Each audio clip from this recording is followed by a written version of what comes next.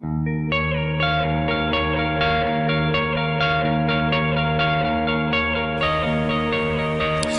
Luke chapter 15, you probably know the story.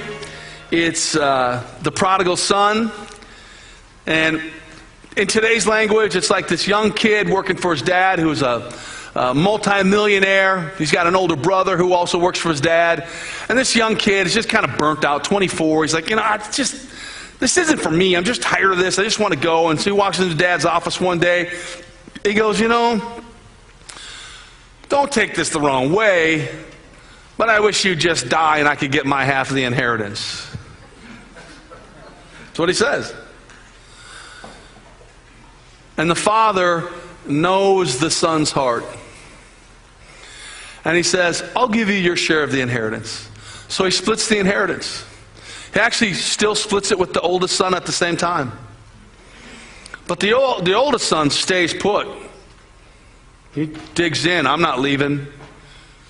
But the youngest son takes his inheritance, how much ever it was, millions of dollars, goes to Las Vegas. That's where you go when you got millions of dollars and you don't want to have it anymore. And he parties, man. Parties like a rock star. And it's on for 3-4 years. He's got everything. He's got the penthouse and all the friends and all the drugs and all the women and everything. And life's amazing. And then one day he goes to get $100 out of the debit machine and it's zero. And quickly he loses all of his supposed friends and his condominium and his cars and everything. And now he's just sucking wind to survive. He's like, man, if I could just get back to broke, I'd be happy.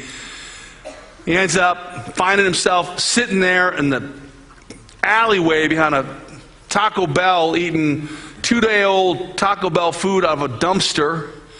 It's not even good when it's fresh and hot, let alone out of a dumpster. I joked in first service that there's probably a woman here named Lisa who's a manager at Taco Bell and she's going to hit me in the parking lot with her car.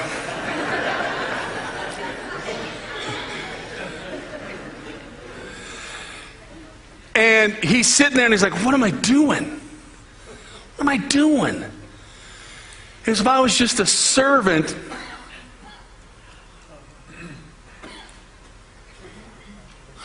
if I was just a servant,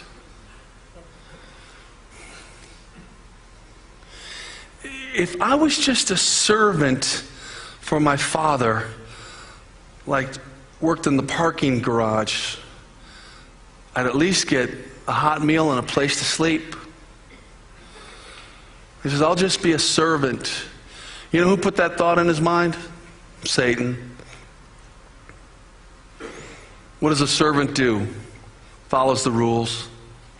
Yes, sir, master. No, sir, master. Yes, sir, master. No, sir, yes, I'll do it, master. I mean, a servant has to keep a checklist.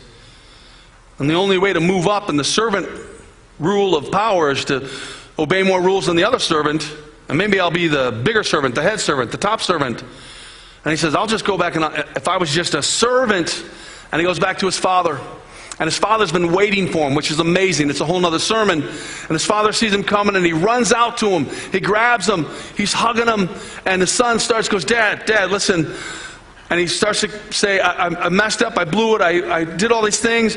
And if I could just be a servant. And his dad interrupts him. Stop.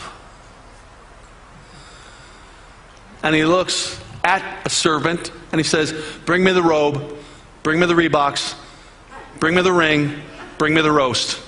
Now. So he's standing there and out comes the robe. And back then a robe symbolized who you were, what family you were from.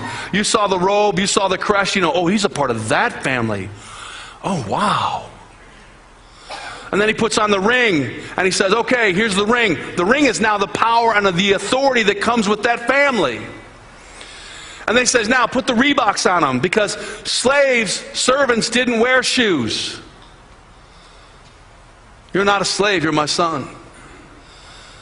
And they killed a fatted calf, which is symbolic of the sacrifice that Christ made on the cross. See, the father wanted the relationship. The son just wanted to follow the rules If I could just make life easier by following the rules. Quit following the rules. Just fall in love with Jesus.